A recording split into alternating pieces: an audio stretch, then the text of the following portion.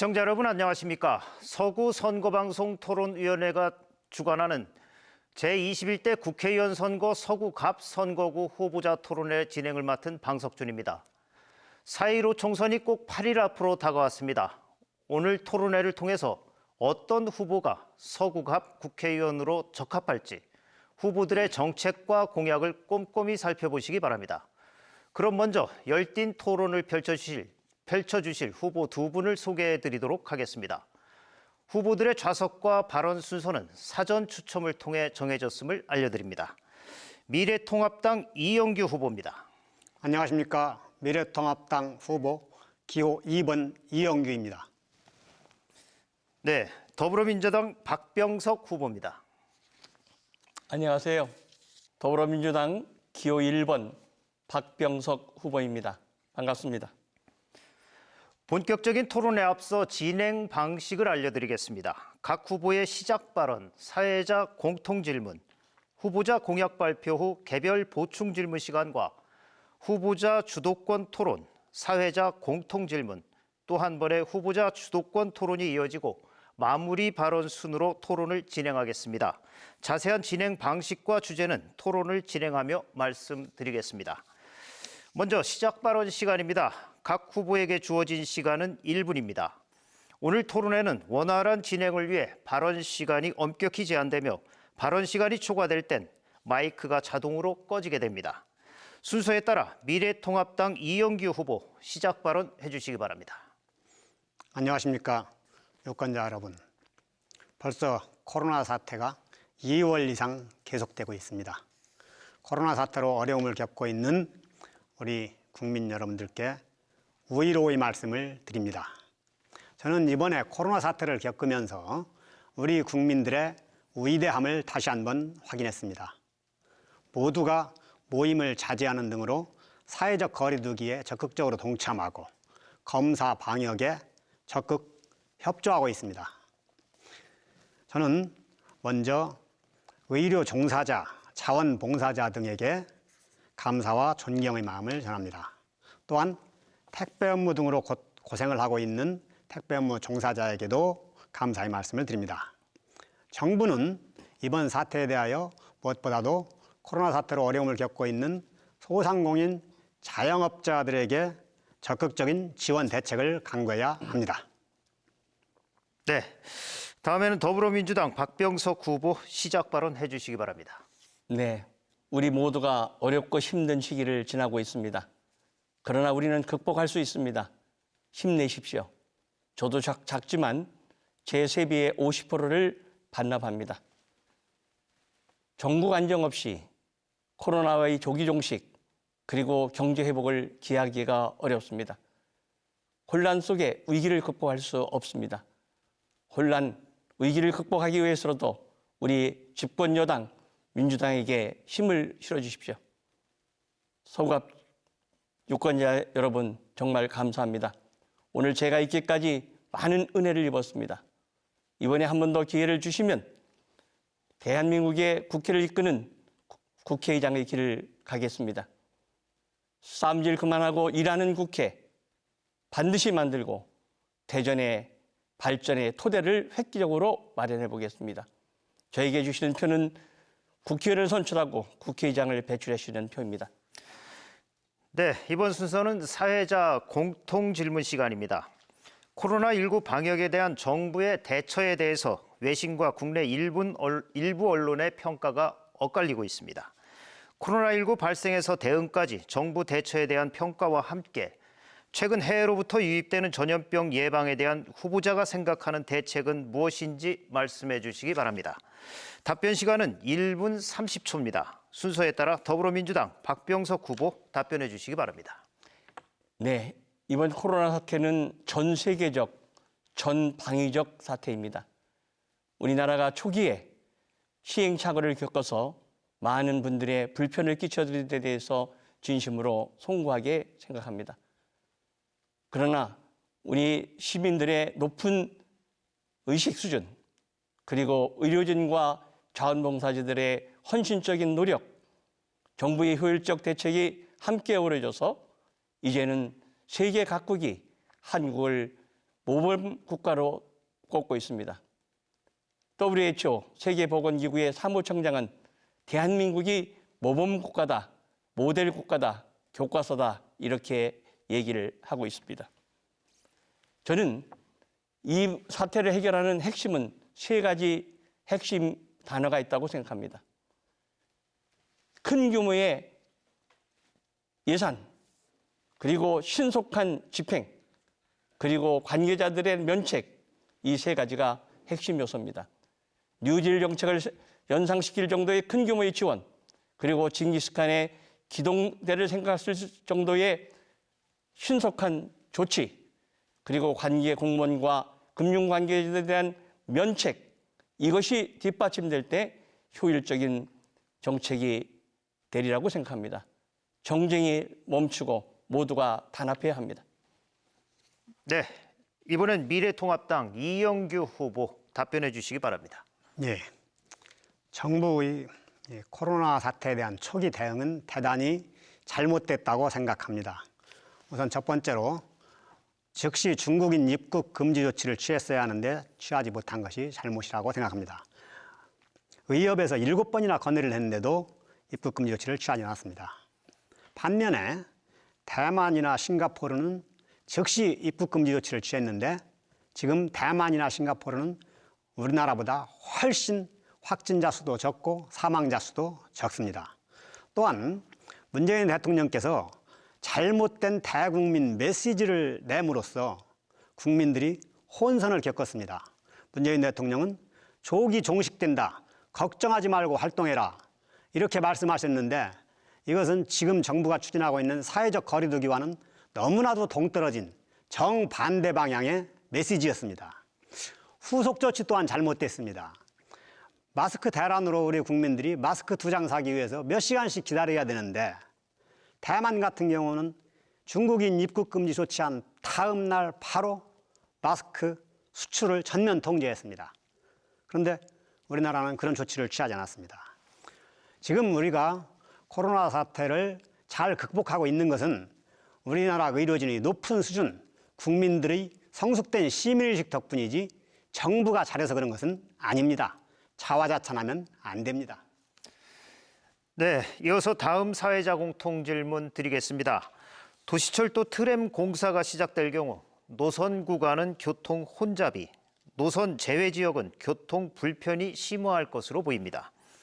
두 후보자 모두 도시철도 2호선과 관련해서 지선 설치를 공약으로 내놓으셨습니다. 구체적인 내용과 교통 문제 해결 방안까지 말씀해 주시기 바랍니다. 답변 시간은 마찬가지로 1분 30초입니다. 순서에 따라 미래통합당 이영규 후보 답변해 주시기 바랍니다. 예, 지금 도시철도 2호선이 트램으로 결정이 됐는데 이 2호선에는 여러 가지 문제점이 있습니다만 저는 두 가지만 말씀드리겠습니다. 우선 우리 지역구 관련해서 도시철도 2호선이 도마역을 거쳐서 중구로 나갑니다. 그런데 도마역에서 용문역까지가 굉장히 교통수요는 많은데 2호선이 소외되어 있습니다. 그래서 도마, 변동, 가장동, 내동 주민들이 상당히 불편을 겪을 것으로 예상됩니다. 그래서 그 지역에 2호선에 지선을 설치를 해야 됩니다. 이 지선은 도마역에서 변동역, 내동역, 가장역을 거쳐서 용문역까지 갈 겁니다. 이렇게 되면은 이 지역에 거주하는 많은 주민들 또는 이 도로를 이용하는 많은 시민들이 큰 혜택을 볼 거로 생각이 됩니다. 그 다음에 도시철도 2호선의 이 근본적인 문제 중에 하나가 트램으로 건설하다 보니까 기존 도로를 잠식하는 면이 있습니다. 그러면 결국 기존 도로의 노선 한 개가 줄어들기, 차선 하나가 줄어들기 때문에 교통 체증이 발생할 것인데 이걸 해결하기 위해서는 도심 외곽 순환도로를 빨리 건설하고 또 하나는 충청권 광역철도 1단계를 조기 추진해서 교통 수요를 분산시켜서 트램으로 발생하는 교통 체증을 해소해야 된다고 생각합니다. 네, 이번에는 더불어민주당 박병석 후보 답변해 주시기 바랍니다. 예, 트램을 순환선으로 하는 데는 많은 어려움이 있었습니다. 당초 계획에는 가수원부터 서대전까지는 트램이 지나가지 않게 돼 있었죠. 이것을 해결하기 위해서 제가 청와대 그리고 부총리를 직접 설득을 하고 대통령께 말씀드려서 그 구간을 연결함으로써 순환선이 됐습니다. 연결한 구간만 2,300억, 전체는 한 8천억이 됩니다. 지선은 이렇습니다. 이 바로 도마동서부터 용문역까지 같은 트램을 활용하기 위해서 권선택 전 시장과 함께 밑그림을 함께 그렸고 허태정 시장과 함께 구체적 계획을 짜놨습니다. 도마동서부터 용문역까지 3.3km에 5개의 역이 생기고 공사비는 730억이 들어간 것으로 결정이 됐습니다. 우리 전 지역이 이 트램을 이용할 수 있는 계기가 된 것입니다. 또한 이와 함께 호남선을 이용한 도시철도 3호선을 건설 중에 있습니다. 계룡역, 흑성역, 가수원역, 도마 복수역을 신설하고 서대문역을 거쳐서 대전역, 신탄진까지 가게 되어 있습니다. 그 예산도 확보해서 공사가 진행되고 있다는 말씀을 함께 드리겠습니다. 네, 두 분 수고하셨습니다. 이번 순서는 후보자 공약 발표 후 개별 보충 질문 시간입니다. 후보 두 분에게 2분 동안 공약 발표를 하실 시간을 드릴 텐데 이후 발표된 공약 내용에 대해 개별 질문과 답변 시간을 갖겠습니다. 순서에 따라 더불어민주당 박병석 후보 2분 동안 공약 발표해 주시기 바랍니다. 우리 민주당은 재난의 안전 관리를 위하여 2가지의 조치를 취했습니다. 소방직을 국가직화했고요. 그리고 질병관리본부를 차관급 청으로 승격시킨다는 말씀을 드리겠습니다. 공약의 이행에 있어서는 그것을 실행할 수 있느냐 하는 것이 가장 중요한 요소일 겁니다. 최근에 대전 참여연대가 우리 대전 국회의원들의 공약 이행률을 점검해서 발표한 결과에 따르면 저 박병석 의원의 공약 이행률이 압도적으로 1위입니다. 힘 있는 여당 의원이기 때문에 가능했다고 생각합니다. 저는 우선 먼저 취업의 문을 확 넓혔습니다. 이제 더 넓힐 겁니다. 혁신도시법 개정안을 대표 발의하고 주도해서 대전의 17개 공공기관이 대전의 학생들을 해마다 600명 내지 900명을 뽑도록 하는 제도를 완성시켰습니다. 대전의 제일 큰 기업의 1년의 채용 규모 50명에 무려 18배에 달하는 것입니다. 하반기가 되면 바로 제2기 혁신도시 공공기관 이전이 시작됩니다. 혁신도시로 이전받고 150개 내외가 될 수도권의 공공기관의 지방 이전 당시에 어떻게 좋은 규모가 큰 공공기관을 유치하느냐 하는 것이 우리 취업의 문을 넓히는 계기가 될 겁니다. 그리고 구도심도 확 달라집니다. 이제 우리 서구갑은 교통의 중심지가 됩니다. 그리고 구돔시는 바로 도마동에는 벌써 411억을 지원했습니다. 곳곳에 야외 조격장이 생기고 도서관이 생기고 공공주차장이 생깁니다. 그리고 문화예술회관도 짓게 됩니다. 저는 이러한 도시재생 사업을 전 동에 확대시킬 것입니다. 하수구의 약취도 모두 개선해 드립니다. 1,781억을. 네. 이어서 박병석 후보의 공약 내용에 대해서 이영규 후보와 2번의 질문과 2번의 답변 시간을 가질 텐데 질문은 30초, 답변은 1분 30초입니다. 미래통합당 이영규 후보 개별 질문 해주시기 바랍니다.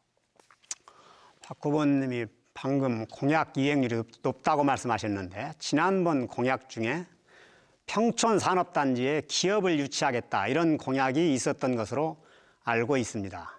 그러면 지금 평촌산업단지에 박 후보님께서 어떤 기업을 유치하셨는지 말씀해 주시기 바랍니다. 네, 평촌산업단지는 아직 토지 보상이 끝나지 않았습니다. 이제 공고를 해서 이의 신청을 받는 단계입니다. 우선 단지가 조성돼야 토지의 원가가 나오고 그 토지의 원가가 나와야 기업이 이전을 검토하게 되는 것입니다. 그러나 그 전에 이미 대전을 넘어서 전국의 굴지의 그룹의 대그룹 회장을 3분을 따로 만나서 우리 평촌산업단지의 미래 계획을 설명하고 자료를 드렸습니다. 저는 그 외에도 우리 관저동에 한국발전연수원을 유치했습니다. 1,300억 규모입니다. 그리고 그 옆에 산림청의 산림복지진흥원이 들어오면서 우리 지역에는 연간 20만 명 이상의 전국의 내방객이 오게 됩니다. 지역 경제에도 크게 도움이 되고 우리 대전 발전에도 크게 도움이 될 것입니다. 기업의 유치라는 것은 오랜 시간을 가지고 꾸준하게 접촉할 때 가능한 것이고요. 그리고 교도소 이전 자리에 당초 대전시가 아파트를 지려고 했습니다. 제가 단호하게 얘기했습니다. 아파트 지면 제가 도와드릴 일이 없습니다. 여기에 첨단 산업단지를 주시면 전폭 지원하겠습니다. 그렇게 계획이 변경되었다는 말씀도 함께 드리겠습니다. 네, 미래통합당 이영규 후보 보충 질문 하시겠습니다. 그러면 그때 공약을 내실 때는 평촌 산업단지가 임기 내에 완성이 안 될 거라고 생각했는데도 일단 공약부터 내신 건가요? 아니면 평촌 산업단지가 임기 내에 완공이 다 되고 입주를 할 거로 예상하고 그거에 대비해서 기업을 유치하겠다고 말씀하신 건가요? 그리고 어떤 기업이든지 자료 주는 건 다 줄 수 있어요. 그 기업이 오는 게 문제지 누구든지 시청 공무원도 그렇고 뭐 시의원, 구의원도 가서 자료는 줄 수 있거든요. 어떻게 하셨는지 좀 말씀을 자세히 해주시기 바랍니다. 예, 우선 대그룹 회장은 제가 직접 만나서 설명을 드렸다는 말씀부터 드리고요. 어떠한 계획은 자기의 임기 내에 실시되는 계획이 있고 더 긴 시기를 요구하는 게 있는 겁니다. 우리나라의 큰 문제가 자기 임기 동안에 무엇을 하려고 하기 때문에 국가도 문제가 되는 거고 지방도 문제가 되는 것이죠. 평촌산업단지가 늦어진 이유는 당초에 총 공사비가 약 2,800억 정도 들어가는데 처음에는 대전도시공사에서 전액을 부담하는 것으로 계획을 짰었습니다. 그 다음에는 계획을 바꿔서 국비를 받아야 되겠다고 했습니다. 그렇게 되면 예비타당성 조사를 지방 연구기관에서 하는 것이 아니라 중앙행정기관에서 예비타당성 조사를 하는 겁니다. 그 시일이 걸렸습니다.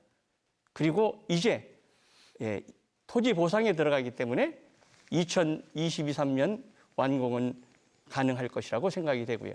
그것을 위한 기초 여러 가지의 기반 설비는 이미 계획이 확정되었다는 말씀 드리겠습니다.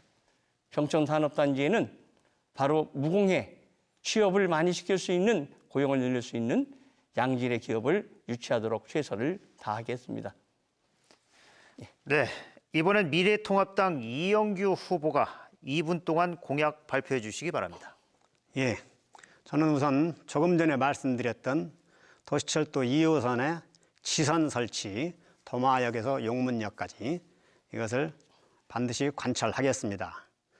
그 다음에 생활형 공약으로 지금 우리 지역구 내에 초등학교가 많이 부족하고 초등학교 신설이 굉장히 필요한 데가 있습니다. 도마변동 689구역 재개발지구, 거기는 초등학교 신설이 꼭 필요한 지역입니다. 그리고 관저 4지구, 소위 서일여고 앞에 더샵 아파트가 있는 곳도 학생들이 등하교를 하려면 큰 대로를 건너야 되는데 교통사고의 위험이 매우 높습니다. 그래서 그 두 군데는 꼭 초등학교를 설치하도록 하겠습니다. 그 위치를 구체적으로 말씀을 드리면 관저 4지구는 서대전 IC에서 나오면 더샵 아파트 1차, 2차가 이미 입주해 있고 3차가 앞으로 입주할 예정인 이 지역 일대입니다. 지금 현재 학교로 따지면 이 지역에 사는 학생들이 금동초등학교 정도로 가야 되는데 그러려면 대로를 건너야 됩니다.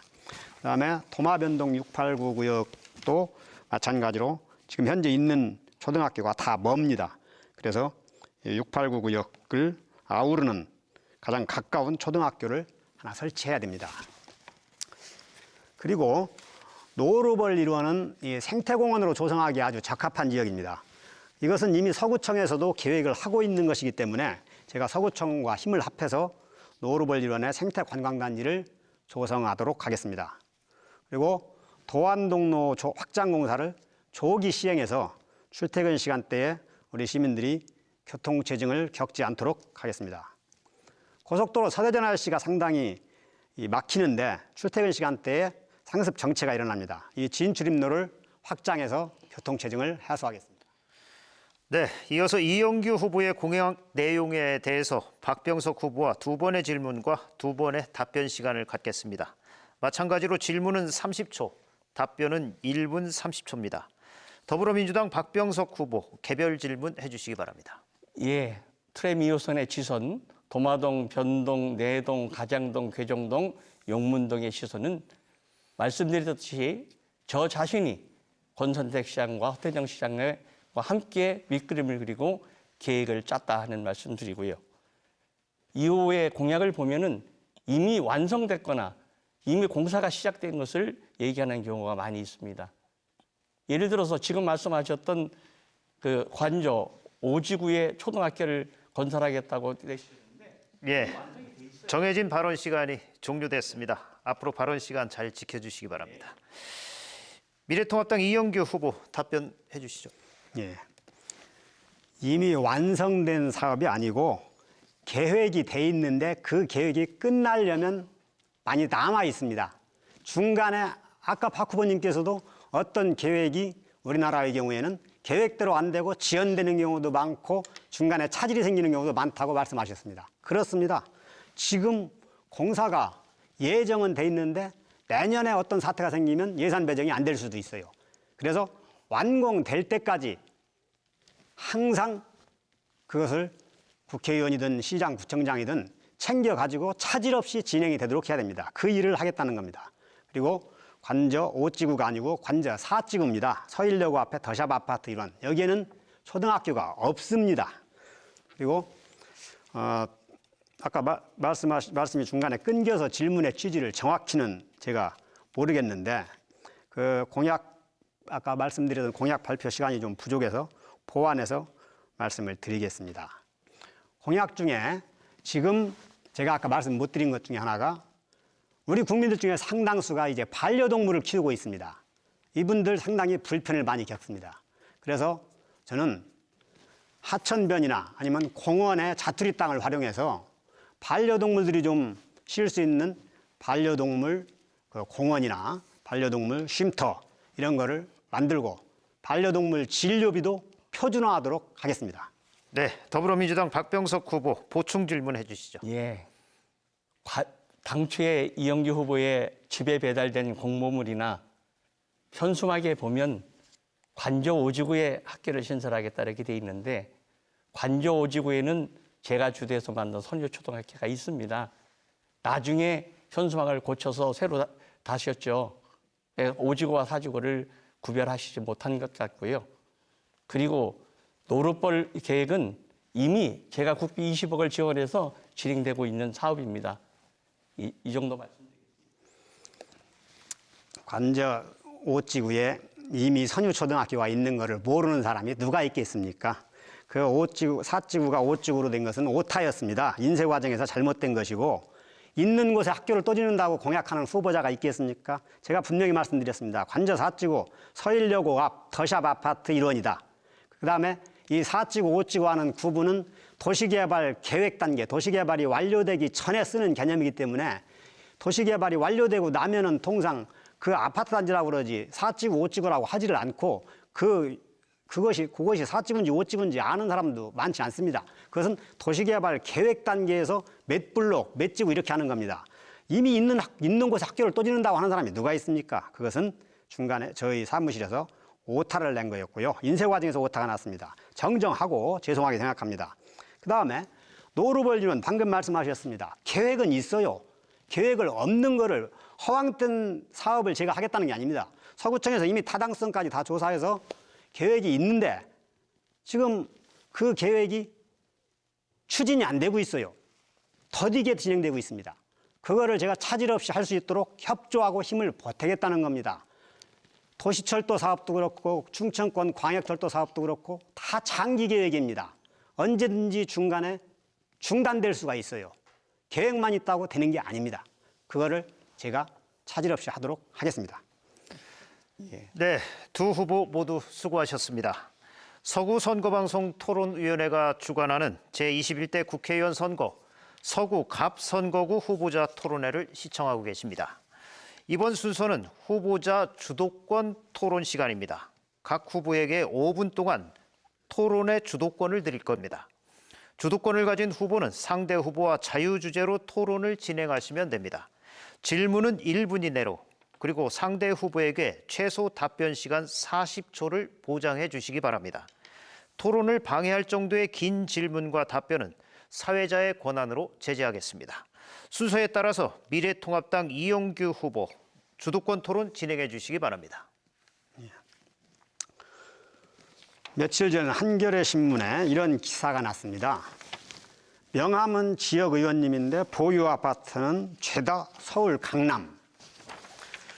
그 기사에 우리 박 후보자님은 서울에 57억 7,500만 원짜리 아파트를 가지고 있다. 이렇게 기사가 나왔습니다. 그런데 이번에 그 후보자 정보공개 자료에 보면 또 박 후보님은 정림동에도 1억 2,700만 원짜리 아파트가 있어요. 그러면 지금 우리 서민들은 집 한 채도 없는데 우리 박 후보자님은 1가구 2주택이라는 이야기고, 특히 서울의 아파트는 57억 7,500만 원으로 돼 있어요. 이게 2000년도 기준으로 따져보니까 대략 한 3, 4억 될 것 같아요. 그러면 국회의원 5선 하면서 지금 20년 동안 약 50억 이상이 그 아파트 한 채에서만 늘었는데, 통상 우리 더불어민주당에서 부동산 투기를 굉장히 비판을 많이 합니다. 이영규 후보 질문 끝내주시기 바랍니다. 지금 1분이 넘었거든요, 질문 시간이. 알겠습니다. 그래서 우리 박 후보자님이 이렇게 서울에 비싼 아파트를 가지고 있는데 서민들의 내 집 마련 꿈을 이해할 수 있나, 서민 관련된 정책을 추진할 수 있는지 한번 말씀해 주시기 바랍니다. 예. 우선 저는 첫 직장이 서울입니다. 중앙일보 본사에 근무를 했고 서울시 부시장을 했죠. 제가 지금 서울에 있는 아파트는 산 것만 만 30년이 넘은 아파트입니다. 공시지가가 올린 것이고요. 그렇게 비싸게 팔 수 있다면 좀 팔아주시기를 바랍니다. 그리고 저는 서울시 부시장부터 지금까지 20여 년간 매년 해마다 엄격한 계산 검증을 받습니다. 공직자윤리위원회, 언론, 시민단체, 그리고 정보기관의 것을 받습니다. 저는 공직생활하면서 지금까지 단 한 주의 주식을 산 적도 없고요. 그리고 제가 매입한 유일한 부동산은 내 지역구에 내가 거처하기 위한 정림동 아파트 한 채밖에 없는 겁니다. 예, 이젠 이영규 후보 질문 계속해 주시죠.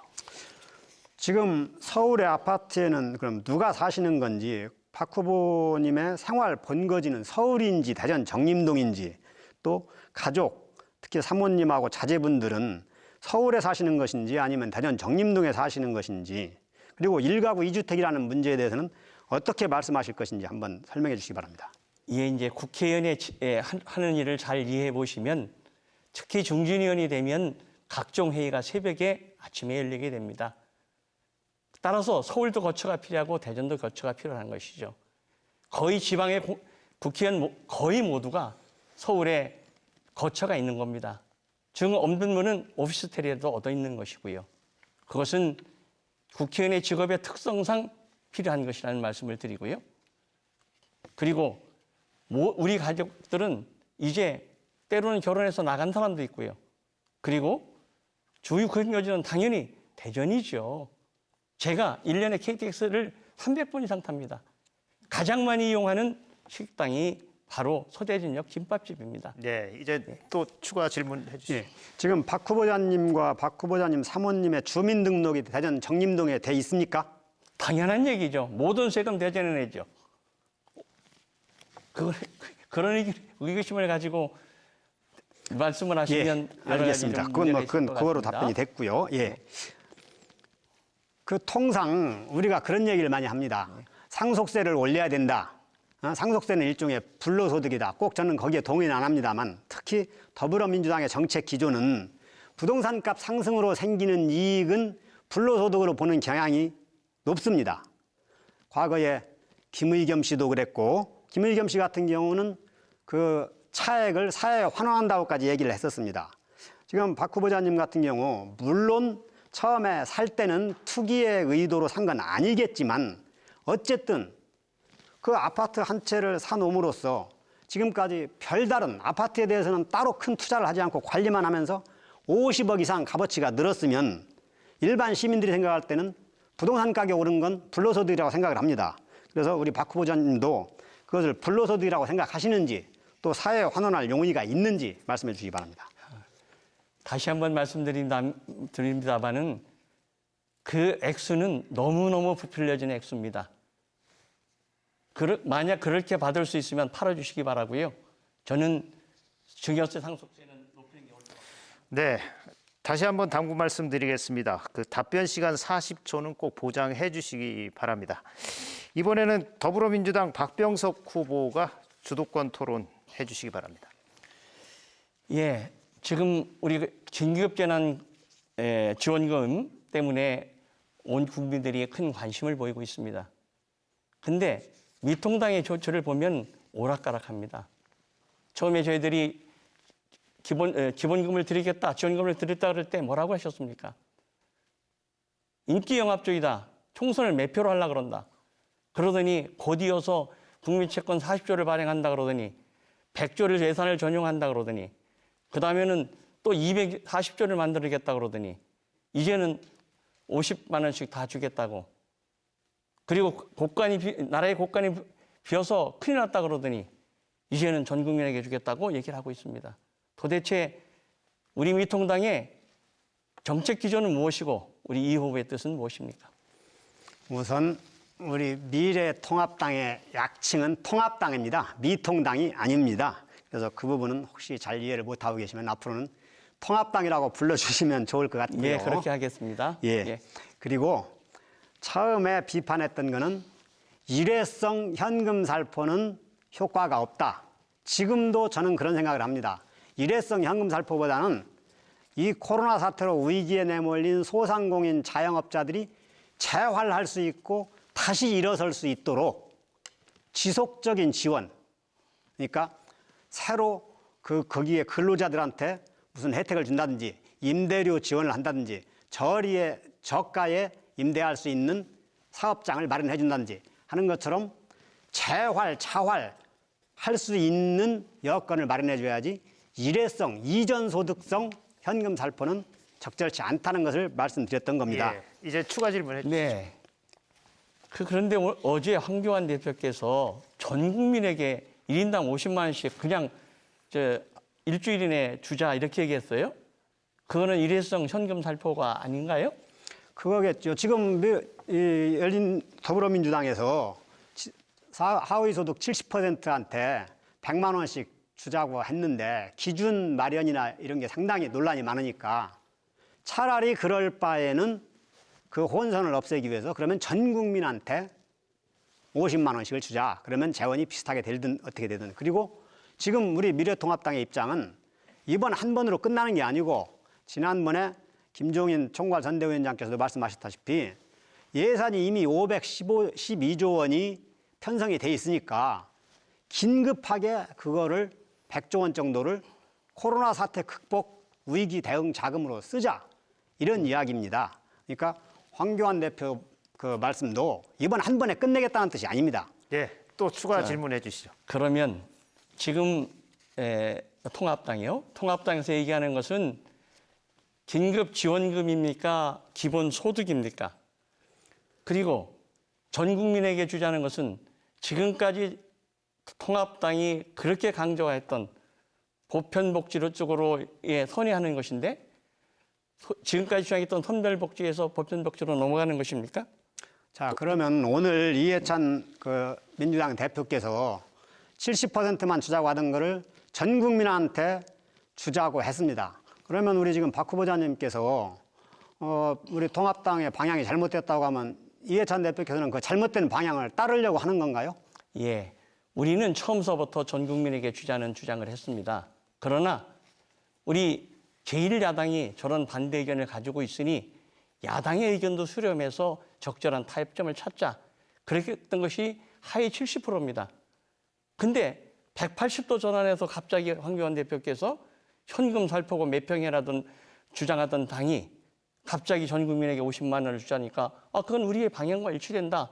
그러면 그렇게 하자 하는 것이 우리의 입장이고요. 우리는 일관성을 지키고 있는 것입니다.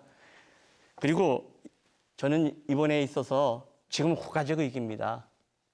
경쟁하면 안 됩니다. 2008년에 제가 제1야당 정책위장이실 때 이제 답변 시간 주셔야 됩니다. 질문해 주시죠. 바로 그렇기 때문에 원칙과 기준이 있어야지 만약에 통합당이 집권당이었다면 이 오락가락하는 사태에 대해서 국민이 얼마나 실망하고 혼란을 겪겠습니까? 원칙과 무엇인지 다시 한번 묻겠습니다. 지원금입니까? 기본소득입니까?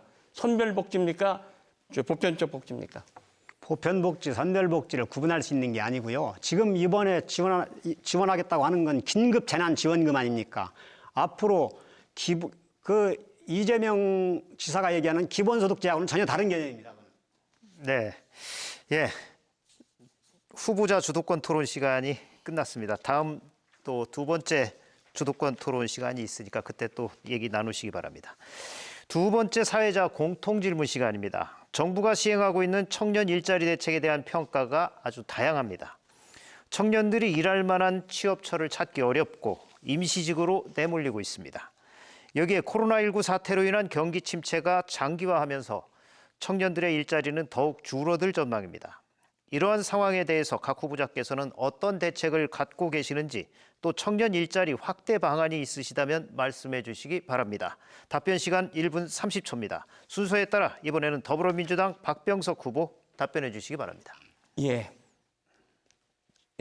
우리 대전의 17개 공공기관 코레일, 수자원공사, 조폐공사, 원자력연소 같은 17개 공공기관이 이제 해마다 대전 학생들을 600명 내지 900명 뽑는 제도를 제가 대표 발의해서 주도적으로 통과시켰습니다. 하반기에 150개 전후에 큰 공공기관이 다시 지방으로 이전할 때 어떻게 큰 규모의 좋은 공공기관을 유치하느냐 하는 것이 중요한 요소가 될 겁니다. 그렇게 하면 거기에는 힘 있는 여당의 정치인이 있어야 좋은 규모의 기업을 유치할 수 있을 겁니다. 또한 저는 이거와 관계돼서 공정한 경쟁의 기회를 보장했습니다. 문재인 대통령 당선 당일인 17년 5월에 문 대통령을 단독으로 만나서 모든 입사시험에 본인의 것만 적지 부모의 학력, 직업, 재산 등을 적지 못하게 해주십시오. 부모의 어떤 부모를 만났느냐에 따라서 우리 꿈의 크기가 달라지는 세상을 만들어서는 안 되지 않겠습니까? 강력히 건의 말씀을 드려서 그것이 채택됐고 이제 우리는 눈을 가리고 채용한다는 블라인드 채용으로 넘어갔습니다. 저는 우리 대한민국 전 청년들에게 공정한 기회를 대전 학생들에게 취업의 문을 확 넓혔습니다. 네, 이번에는 미래통합당 이영규 후보 답변해 주시기 바랍니다. 예. 이 정부 들어서 청년 일자리가 줄어든 근본적인 원인은 기업이 활성화되지 못했기 때문입니다. 이것은 청년 일자리뿐만이 아니라 일반 성인의 일자리도 마찬가지로 많이 줄어들었습니다. 정부가 주도하는 노인 일자리만 좀 늘었습니다. 그건 세금으로 해결하는 것이었죠. 기업이 일할 의욕이 나고 기업할 의욕이 생기고 투자를 해야 되는데 정부가 각종 규제를 하고 기업하는 사람을 범죄인 취급하니까 기업을 안 하고 다 해외로 도망을 가요. 이것이 근본적으로 청년 일자리를 줄이는 원인이다. 그래서 저는 각종 규제를 완화해서 기업이 활성화되게 해야 된다. 소득주도 성장 정책을 폐기해야 됩니다. 소득주도 성장 정책은 일부 경제학자들이 개가 꼬리를 흔드는 게 아니라 꼬리가 개를 흔드는 정책이다.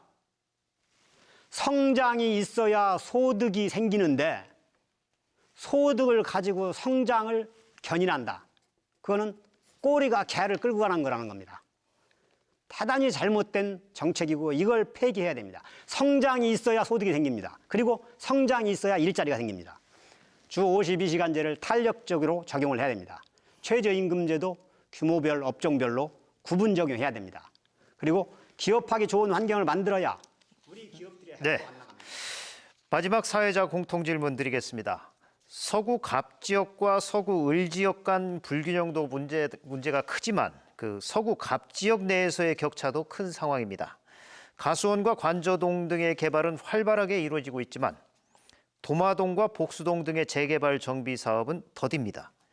이런 지역 간 격차를 해소할 방안은 무엇이라고 보십니까? 답변 시간은 1분 30초입니다. 순서에 따라 미래통합당 이영규 후보 먼저 답변해 주시기 바랍니다. 네, 우리 서구는 갑 지역과 을 지역의 불균형 발전이 매우 심합니다.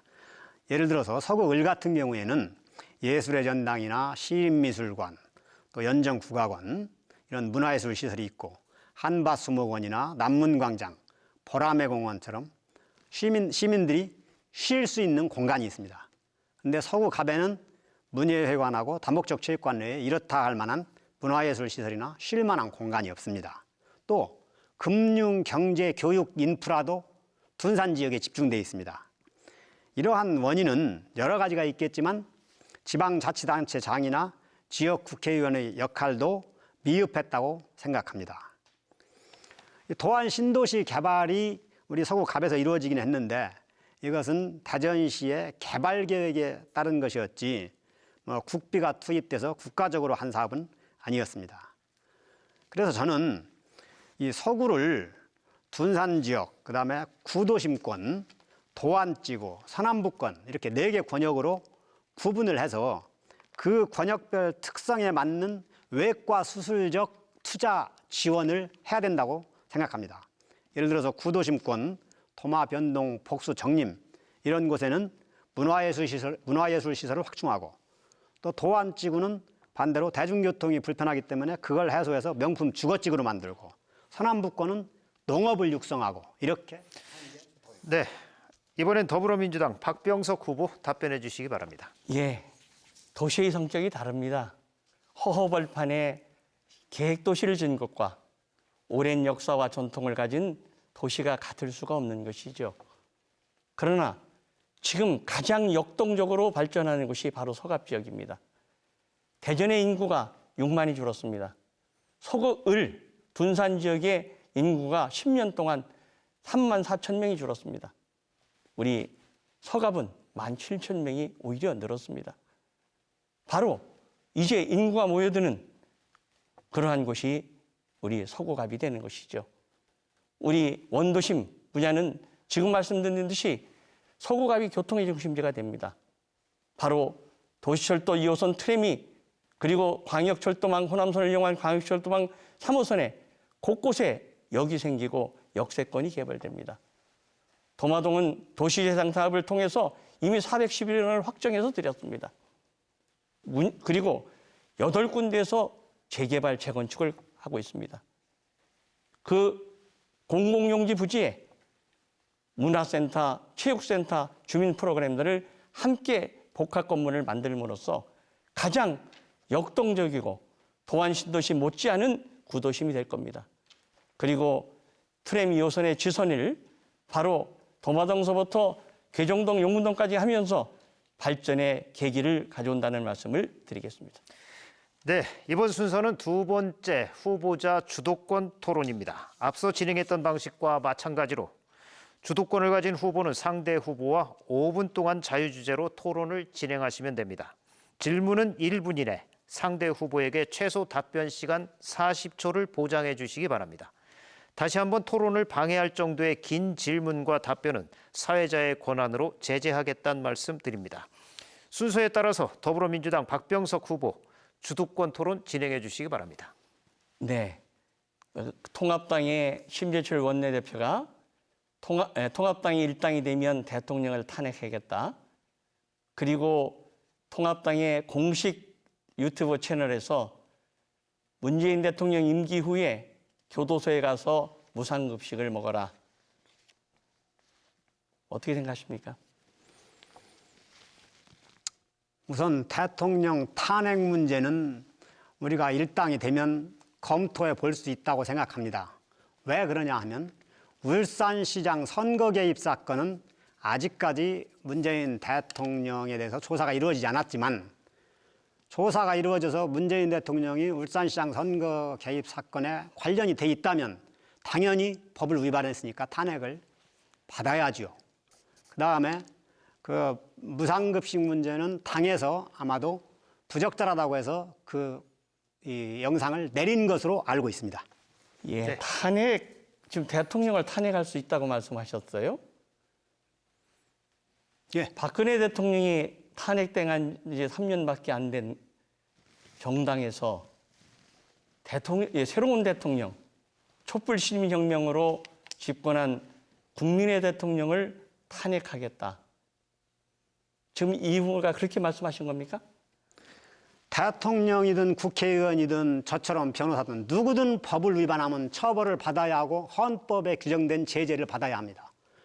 문재인 대통령이 예외일 수는 없죠. 문재인 대통령이 만약 울산시장 선거 개입 사건에 관련돼 있다면 당연히 탄핵당해야죠.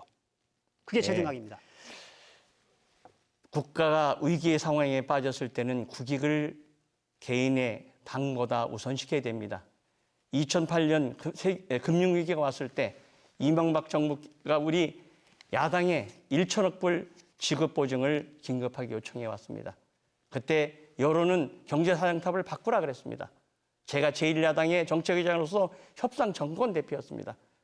저는 협상에서 조건 없이 사인을 줬습니다. 왜? 이 어려운 경제 난국을 해치려면 우리 국회가 지급 보증해 주는 것이 옳은 것이고 그것이 바로 국익이 당리 당작보다 더 우선이라는 것을 보여주는 것이다. 저는 그렇게 결단했습니다. 2차 세계대전 이후에 최악의 국난을 맞아서 어떻게 해서든지 단합해서 갈 생각을 하지 않고 벌써부터 탄핵을 운운하는 것을 보면 정말 우리가 이번 선거를 어떻게 해야 되는 것인지 안정된 의석이 왜 필요한지를 보여주는 것이라고 생각합니다. 저는 박 후보자님의 생각에 참으로 동의하기 어려운 게 그러면 문재인 대통령은 국가 위기 시에는 어떠한 범죄 행위를 해도 면책을 당해야 한다는 뜻인지 좀 궁금합니다. 대통령이라도 법을 위반하면 안 되죠. 위기 시에는 법을 위반해도 됩니까? 전혀 아닙니다. 위기 시에 법을 위반하지 않고 헌법에 규정된 본인의 긴급 재정 경제 명령이나 긴급 명령권 그런 걸 발동할 수도 있죠. 그게 아니고 사적으로 나하고 친분이 있는 울산시장을 당선시키기 위해서 선거에 조직적으로 개입했다. 그러면 당연히 그건 탄핵을 돼야 되고 그런 사람이 우리나라를 이끌고 가면 안 되지요. 어떻게 그런 분이 만약 그게 사실이라고 하면은 하루빨리 대통령직에서 물러나야죠. 위기 시에는 더더욱이 정직하고 훌륭한 지도자가 필요한 겁니다. 어떻게 부정직한 지도자를 예, 위기 시에 나라를 맡깁니까? 답변 정리해 주시고 추가 질문 해 주시죠. 바로 권력자들이 권력을 이용해서 법망을 피해가고 법 앞에 평등하다는 것을 지키기 위해서 공수처를 만들자는 겁니다. 공수처를 만들면 대통령, 청와대, 검판사 그리고 우리 국회의원들이 모두 법 앞에 평등해지는 것이죠. 그런데 왜 통합당은 공수처를 그렇게 반대하는가? 우리 공수처는 대통령으로부터 독립된 기관이고 공수처장을 임명하려면 7명 중에 6명이 동의해 줘야 됩니다. 근데 2명을 야당이 추천하게 돼 있어요. 네, 답변 시간 주시기 바랍니다. 예. 공수처야말로 대통령이 사법부를 마음대로 조종하고 농락하기 위한 기구입니다. 아니 검찰이 있고 감사원이 있는데 공수처가 왜 필요합니까? 그리고 검찰이 일을 잘 못하면 검찰을 잘하게 만드는 게 대통령의 역할입니다. 어떤 장수가 어떤 상사가 내 부하가 참 시원찮아. 그래서 다른 사람 하나 또 채용해야 되겠어. 다른 직위를 만들어야 되겠어. 이건 무능을 스스로 고백하는 겁니다. 그 부하가 잘하도록 만들어야 됩니다. 네, 이번엔 미래통합당 이영규 후보가 주도권 토론 진행해 주시기 바랍니다. 예. 지금 우리나라 국민들 미세먼지 때문에 굉장히 고통을 받고 있습니다. 최근 들어서 미세먼지가 아주 심각합니다.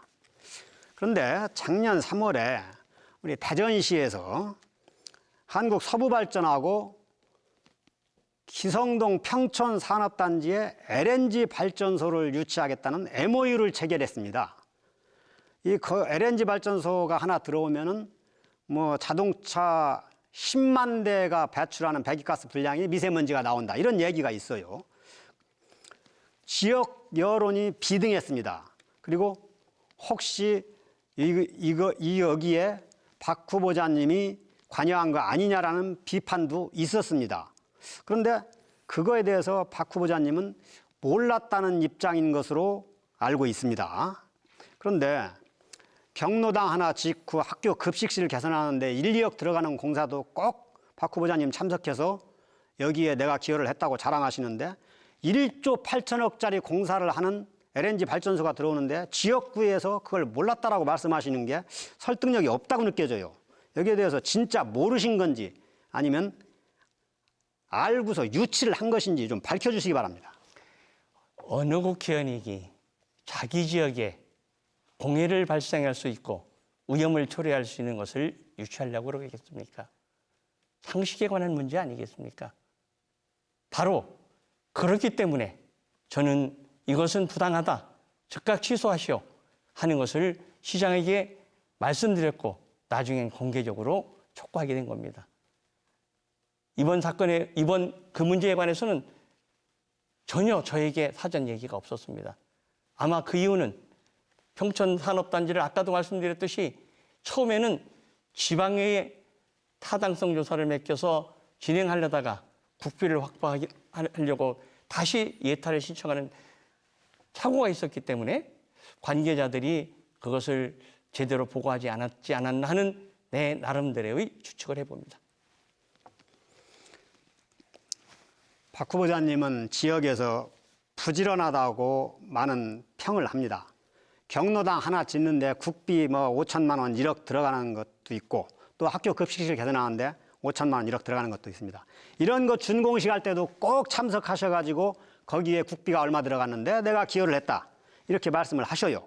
그런데 우리 지역구에 더구나 조금 아까 말씀하실 때 평촌산업단지 입주도 시작 안 됐는데 내가 벌써 대기업 회장 임원들을 만나서 앞으로 입주하라고 자료를 주셨다. 이렇게 말씀하시는 분이 대전시에서 1조 8천억짜리 공사비가 들어가는 LNG 발전소 들어오는 그 사업을 우리 지역구 평촌산업단지에 유치한다고 MOU를 체결했는데 상당한 기간이 소요됐을 텐데 그걸 몰랐다고 하시면은 그러면 죄송한 말씀입니다만 본인이 무능했다는 거를 실토하는 것밖에 안 된다 이 말이에요.